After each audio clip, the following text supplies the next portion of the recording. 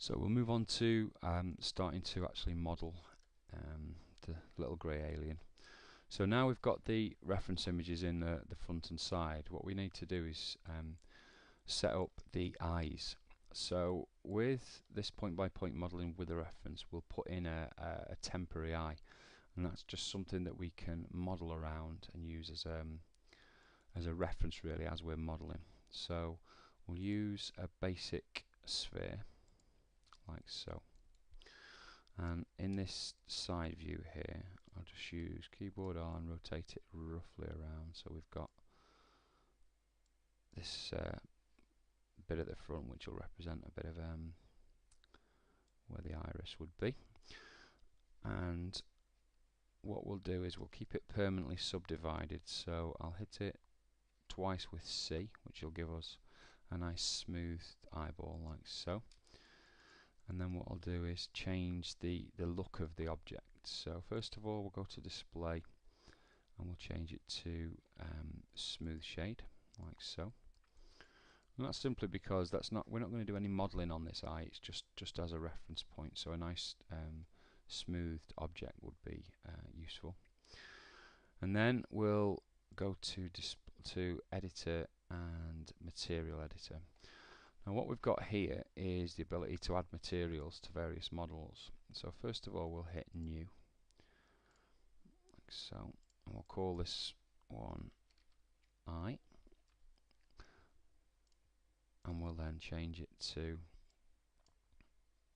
a light green colour for now, just so as we've got a nicely defined, and we'll hit a not defined colour.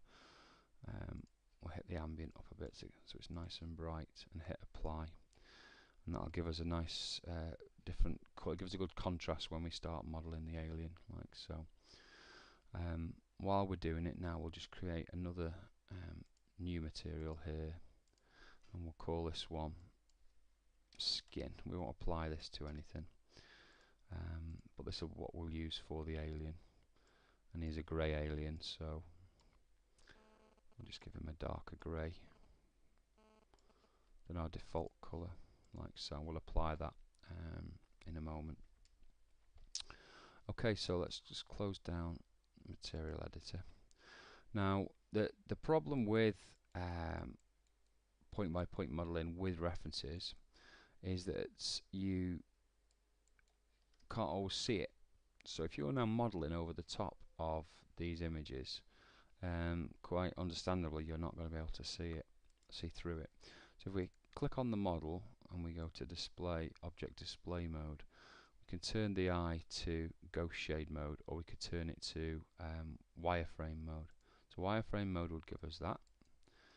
If I just hit spacebar while I'm hovering over that, and that will give us the single view again. And I can just scale the eye like so, move it with W, and we want to roughly place it where the eye is going to be like so. Bear in mind what an eye shape is like inside the head, so we're trying to work out roughly where the eye would be in the head. So go back to object mode, F, scale it a little bit more and move it across like so, and I think that would be about right. Now as you can see, it's difficult to see the wireframe there, so we'll use a different mode instead. Just wanted to show you that one so that you're aware of it. We'll go to ghosted mode. So ghosted mode is simply a ghosted out version of your material. We've chosen the green, so we know that's eye colour.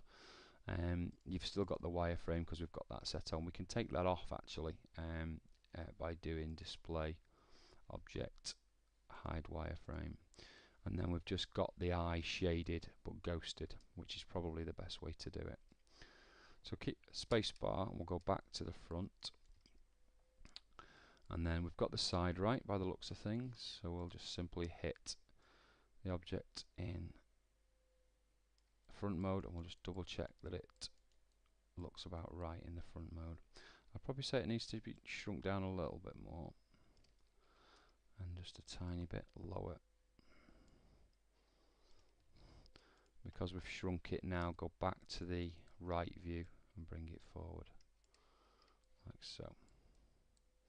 Now don't worry about the other side, because we're simply going to be modelling this side here, everything down the right hand side, and using an instance mirror to flip it across when we're ready. But most of the modelling will occur without any mirroring. We just simply model away until we've done the core of this side. As you can see there, now we've got the eye set up and we're ready to roll, add in actual geometry for the eyelid and the eye shape around the eye.